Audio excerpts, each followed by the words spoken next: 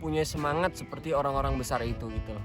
Dan setelah itu gua mempersiapkan semua kebutuhan buat beasiswanya. Jadi buat beasiswa di Turki ya kan. Gua berangkat ke Kediri karena bahasa Inggris gua yang kacau, ya jelek banget lah. Jadi gua memberanikan belajar ke Kediri buat belajar bahasa Inggris di kampung Inggris selama 5 bulan lebih lah.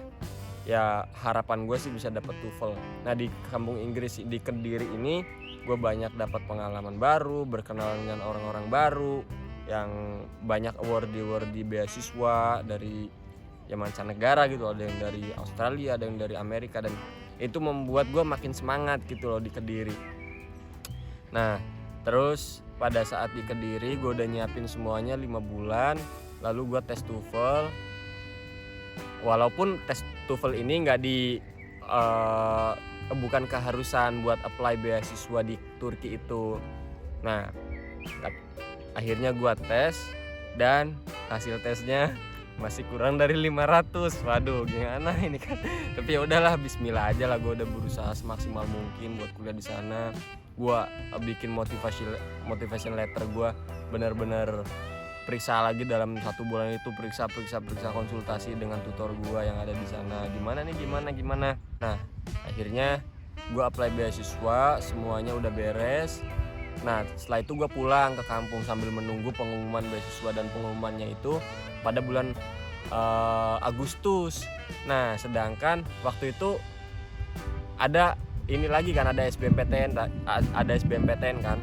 Dan gua nggak ikut SBMPTN dengan dalih, wah gue yakin nih gue pasti bisa lolos ke sana, padahal kemampuan gue itu semuanya nggak mendukung ke sana.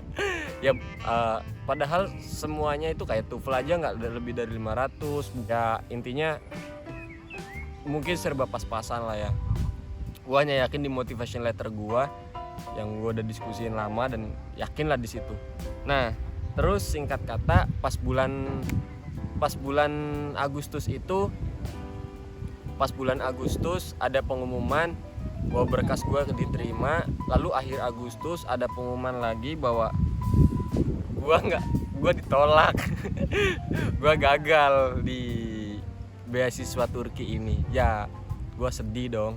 Akhirnya gue kasih tahu ke orang tua gue, ya aku nggak keterima. Dan respon ibu gue bilang bahwa kamu itu seharusnya kemarin nggak usah pergi dari Jogja. Ngapain kamu pergi dari Jogja, kuliah kayak ini gak jelas kan, mau kuliah di luar negeri, nilai aja jelek, semuanya jelek, kamu pun gak pinter. Orang yang beasiswa itu harus yang nilainya gede, kata ibu gue gitu kan. Aduh, gue sedih dong. Udah gue dengan yakin gitu loh. Tapi gue itu selalu mempertanggungjawabkan pilihan gue gitu, bahwa ya ini pilihan aku nih Pak, aku bakal berjuang buat kuliah di luar negeri gimana pun caranya gitu. Nah terus gue putar arah buat berangkat ke Prancis pada saat itu.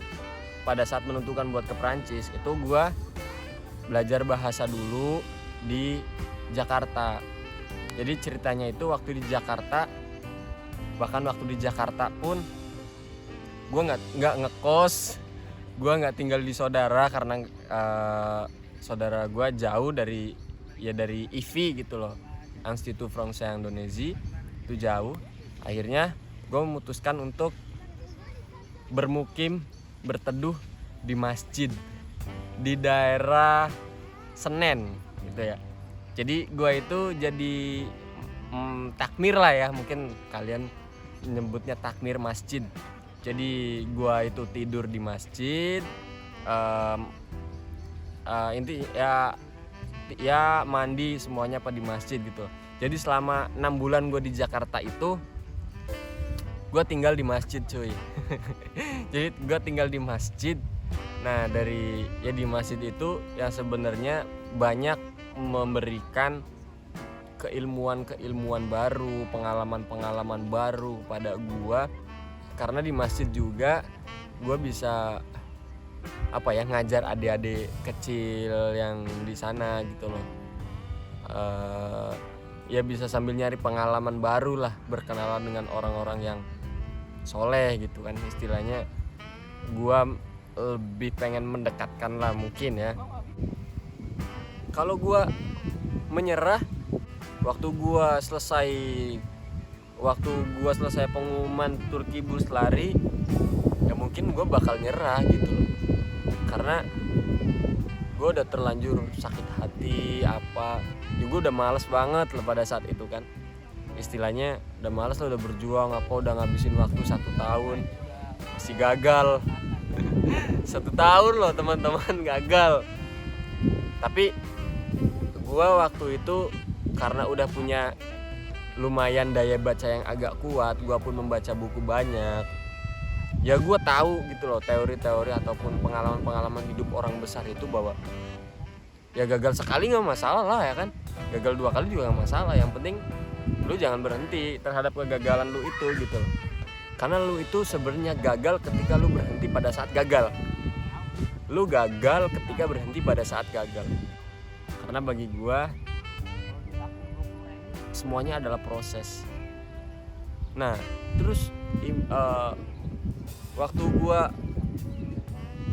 sempet ya, waktu gue memutuskan keluar kuliah dari Jogja, teman-teman gue, guru-guru gue pada nanyain, Ri katanya mau kuliah ke Turki gitu. Padahal gue sendiri nggak pernah cerita ke guru-guru gue gitu, hanya beberapa guru gue yang gue rasa paling dekat sama gue yang gue ceritain.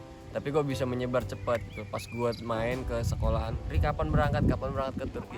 Oh, gue malu dong, gue beban dong, gue takut gue nggak berangkat ya kan, gue takut gue nggak berangkat. Akhirnya pada saat hari itu gue tanyain, besok laginya gue nggak mau kesini dulu sebelum gue berhasil nemu jawaban lah gitu, nemu kepastian buat gue berangkat. Akhirnya tiba saatnya pas gue di Jakarta, pas gue di masjid itu, entah tiba-tiba semuanya itu dimudahin prosesnya. Kayak keuangan orang tua gue yang tiba-tiba stabil gitu loh. Semuanya benar-benar dimudahin lah. Gue pun dapat sekolah di Lyon. Di Lyon itu salah satu kota kedua terbesar ya di Prancis. Nah gue juga dapat sekolah di Lyon. Nah tinggal masanya gue lanjutin visa. Akhirnya visa gue jadi, gue berangkat pada saat bulan Agustus, tepatnya pada Idul Adha lah. Jadi paginya itu setelah sholat Id gue langsung cabut, langsung berangkat ke bandara buat berangkat ke Prancis. Ya mungkin itu aja lah teman-teman cerita dari gua gitu kan. Sebenarnya ini adalah video secara resmi yang gua deklarasikan ya.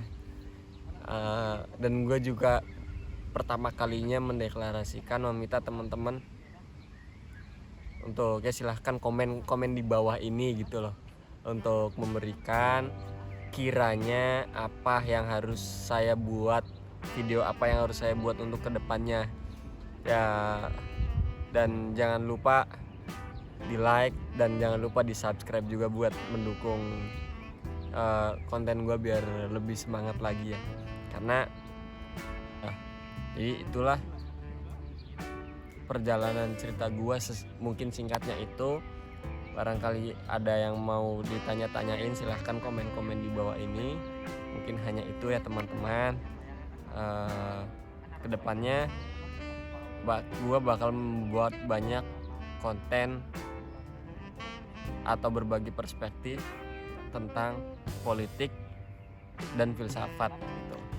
Politik, filsafat, dan beberapa subjek ilmuwan yang gue kuasai dari buku-buku yang gue baca. Itu aja.